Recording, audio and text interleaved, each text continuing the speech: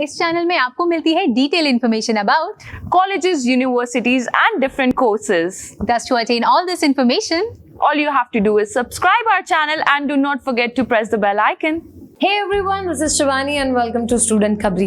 इस वीडियो में हम बात करने वाले हैं एलएलबी यानी कि बैचलर्स ऑफ लेजिस्लेटिव लॉ के बारे में। तो यार, अगर आप लॉ में इंटरेस्टेड हैं तो इस वीडियो को आखिरी तक जरूर देखें, और अगर आपने अभी तक चैनल को सब्सक्राइब नहीं किया तो जल्दी से जाकर चैनल को सब्सक्राइब कर दें और उसके साइड में जो बेल आइकन है उसको प्रेस करना बिल्कुल ना भूलें सारे अपडेट्स के लिए स्टूडेंट खबरी से। तो यार, यहाँ पे बात करने वाले हैं बैचलर्स ऑफ लेजिस्लेटिव लॉ यानी कि एलएलबी के बारे में। तो ये 3 साल का कोर्स है भाई, आप 12th के बाद इसको परस्यू कर सकते हैं। और मगर 12th में आपके 50% मार्क्स होने चाहिए भाई। कुछ कॉलेजेस 60% मांगते हैं, कुछ 70, कुछ 80, और कुछ कॉलेजेस रिटर्न एग्जाम के बेसिस पे भी एडमिशन लेते हैं। एंट्रेंस एग्जाम जिसको कहते हैं, उनके बारे में भी बात करेंगे। यहाँ पर मेनली आपका CGPA 50% से ऊपर होना चाहिए। यहाँ की सैलरी अगर बात करूँ तो 2.5 से 4 लाख तक के बीच में डिफर करती है। डिपेंड करता है कि आप कौन सा कॉलेज चूज कर रहे हैं, कौन से कॉलेज में आपको अप्लाई करना है। अगर बात करें लॉ की, LLB की, तो यहाँ पे criminal law, family law, international law, cyber law, corporate law जैसे कई सारे अलग अलग स्ट्रीम्स हैं। अगर आपको किसी में स्पेशलाइजेशन करना है, जैसे कि मुझे क्रिमिनल लॉ में अगर करना है तो मैं उसको चूज कर अपना LLB आगे परस्यू करूंगी। भाई, अगर आप घर पे बचपन से ही झगड़ालू हैं या बचपन से आपको लड़ने की आदत है अपने हक के लिए, या आपको पता है कि यार क्या राइट है, मुझे उसके लिए खड़े रहना है, तो भाई ये सब्जेक्ट आपके लिए है। मगर आप अगर लॉयर बनना चाहते हैं तो भाई आप में बहुत सारी स्किल्स की ज़रूरत है। उसके बारे में भी बात करेंगे, क्या स्किल्स हमको डेवलप करनी चाहिए और क्या स्किल्स आप में हैं भाई कि आप लॉयर की फील्ड चूज कर सकते हैं। मगर स्किल्स जानने से पहले जान लेते हैं कि भाई सब्जेक्ट में पढ़ाया क्या जाता है, LLB में आखिर कोर्स क्या क्या है, सिलेबस क्या क्या है। तो यहाँ पर labour law, international economics law, criminology, constitution law, law of tort and consumer protection act, contractual law, family law, professional ethics, women and law, environmental law, property laws and transfer of property act, human rights and international law, law of insurance, corporative law, law of evidence, intellectual property law, training in moot court, code of criminal procedure, training in drafting, company law, legal writing, civil procedure code, administrative law, law of taxation, interpretation of status, land laws including ceiling and other local news, banking law and negotiable instrument act, corporate law, जैसी कई सारी चीज़ें पढ़ाई जाती हैं। इनमें से कई सारे नाम आपने सुने होंगे ऑब्वियसली, जैसे मैंने भी सुने हुए हैं क्रिमिनल लॉ के बारे में, कॉर्पोरेट लॉ के बारे में, एनवायरमेंटल लॉ के बारे में। भाई ये सारे लॉज के बारे में आप पढ़ते हो और आप लीगली इन पे एक्शन लेने के लिए तैयार होते हो, या आपको एक डिग्री मिल जाती है, आपको एक लाइसेंस मिल जाता है लॉयर का। तो ये सारी चीज़ें आपको यहाँ पर पढ़ाई जाएंगी, सारी चीज़ें आपको कवर कराई जाएंगी। तो भाई आप इनको पढ़ने वाले हो यार, आप लॉ पढ़ने वाले हो, आप बहस करने वाले हो किसी से, आप किसी सही चीज़ के लिए लड़ने वाले हो। यानी कि यार खुद में भी प्राउड होता हूँ कि यार मैं किसी सही चीज़ के लिए लड़ने वाला हूँ, मैं किसी को किसी के साथ गलत नहीं होने दूंगा। तो ये सारी चीज़ें अगर आपके अंदर है ना, तो भाई ये सब्जेक्ट आपके लिए है। जैसा कि मैंने कहा था कि यार मैं बताऊंगी कि एडमिशन कैसे लेना है, क्या एंट्रेंस टेस्ट है, बाकी तो मेरिट बेसिस पे मतलब मार्क्स के बेसिस पे अलग अलग कॉलेजेस लेते हैं। मगर एंट्रेंस टेस्ट की अगर बात करूँ तो भाई क्लैट, जो कि सब जानते हैं, कॉमन लॉ एडमिशन टेस्ट है। इसके बारे में ना सब जानते हैं जिनको अगर लॉ करना है, और अगर आप नहीं जानते हो तो यार अब जान लो, देर नहीं हुई है, अभी भी जानना सही है। तो क्लैट सबसे पहला एग्जाम है जो पूरे ऑल ओवर इंडिया के कॉलेजेस के लिए रहता है, जो लॉ के से रिलेटेड गवर्नमेंट कॉलेजेस रहते हैं। कुछ प्राइवेट कॉलेजेस भी मेरिट बेसिस पे क्लैट की पे आपको एडमिशन देते हैं। फिर है AILET एलाइट, जो कि all India law entrance test है। LSAT है, लॉ स्कूल एडमिशन टेस्ट, और डुएट है जो कि लॉ का एक एग्जाम है यूनिवर्सिटी ऑफ दिल्ली का। तो भाई ये कुछ एग्जाम्स हैं जिनके लिए आप अप्लाई कर सकते हो ऑब्वियसली अगर आपको लॉ करना है किसी अच्छे गवर्नमेंट कॉलेज से।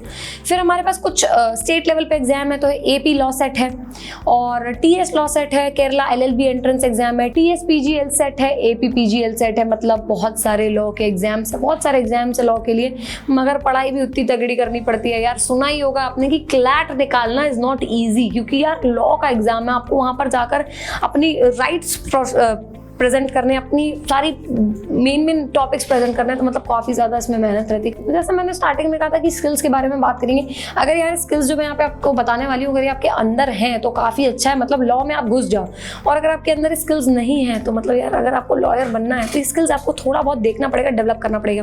तो भाई कॉमर्शियल अवेयरनेस है जो कि सबसे पहली स्किल है। आई फॉर डिटेल, मतलब आपको छोटी छोटी डिटेल्स को निकालने के लिए, डिटेल्स को पहचानने के लिए एक ऐसी आंख चाहिए होती है, मतलब आंख इन सेंस नज़रिया कह सकते हो। आपकी नज़रिया होना चाहिए कि यार मैं इस लैपटॉप को किस नज़रिए से देख रही हूँ, मैं अपने हेयर को किस नज़रिए से देख रही हूँ, क्या इसमें कुछ तिनका है। मतलब यार अब CID वगैरह देखा होगा ना कि यार CID को एक तिनके से या एक फिंगरप्रिंट से पहचान जाता है कि चोर कौन है। तो भाई वही वाला नज़रिया आपका होना चाहिए।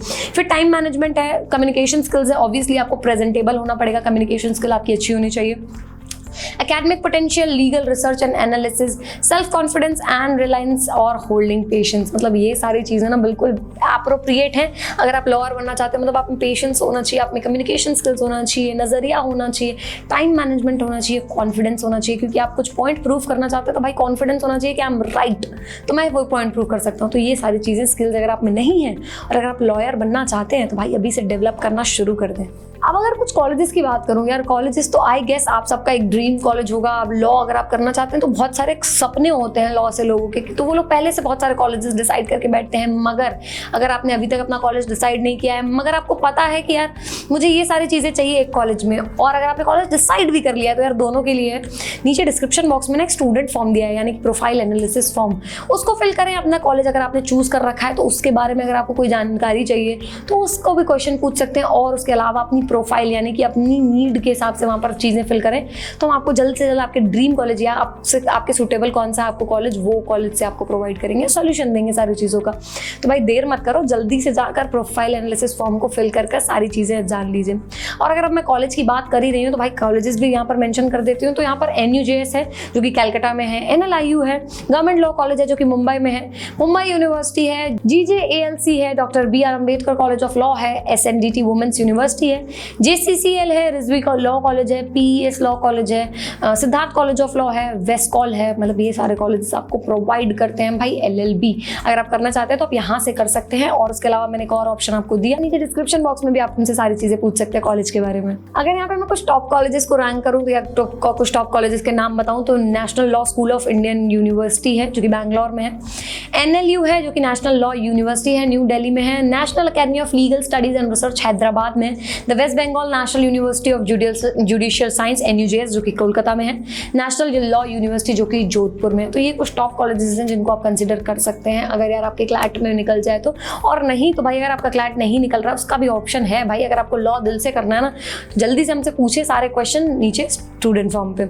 और भाई आखिरी में, जैसे वीडियो में हम आखिरी खत्म करते हैं क्योंकि लॉ बहुत बड़ा सब्जेक्ट है, तो यार इस वीडियो को जल्दी से खत्म करते हैं, क्योंकि अगर मैं लॉ के बारे में बात करने बैठ गई ना तो ये वीडियो कहीं नहीं जा रही है 2-3 घंटे तक, तो आपको 2-3 घंटे तक मुझे सुनना पड़ेगा। ऐसा नहीं करूंगी मैं, इसलिए हमने उसका भी एक सॉल्यूशन निकाला है। डिस्क्रिप्शन बॉक्स में ना काफ़ी सारी डिटेल्स दी हुई हैं, इसको आप चेक कर सकते हैं लॉ के बारे में, और वो टाइम टू टाइम अपडेट होती रहती हैं, वो इसलिए आप चेक कर सकते हैं और आपको न्यू से न्यू डिटेल मिलती जाएगी जब भी आप ये वीडियो चेक करेंगे। और भाई लास्ट बात करते हैं जॉब प्रोफाइल के बारे में, सीधी बात, नो बकवास एट दी एंड। तो फ्यूचर ही देखना ना, जॉब प्रोफाइल देखनी क्या करेंगे। तो सबसे पहले आप गवर्नमेंट लॉयर बन सकते हैं जिनकी 3 लाख तक सैलरी रहती है, लीगल लॉयर बन सकते हैं 4.5 लाख तक सैलरी रहती है, लॉ ऑफिसर 4.8 लाख तक सैलरी, कॉर्पोरेट लॉयर 5 लाख तक इनकी सैलरी, लेक्चरर की 4 लाख तक सैलरी, लीगल एडमिनिस्ट्रेटर की 6 लाख तक, लीगल एडवाइजर की 5.5 लाख तक और लीगल काउंसिल की 10 लाख तक। तो मतलब ये लॉयर की सैलरी रहती है। अगर आप ये सब्जेक्ट करते हैं LLB 3 साल का कोर्स है तो आपको ये सारी पोजीशंस पे आप बैठ सकते हैं और ये सारा आपकी सैलरी रहेगी जो मैंने अभी मेंशन करी।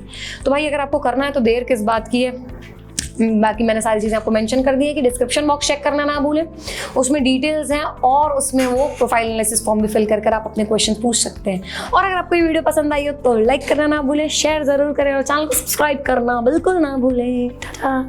I hope you like this video. For more such videos, keep watching our channel. And do not forget to like, share and subscribe.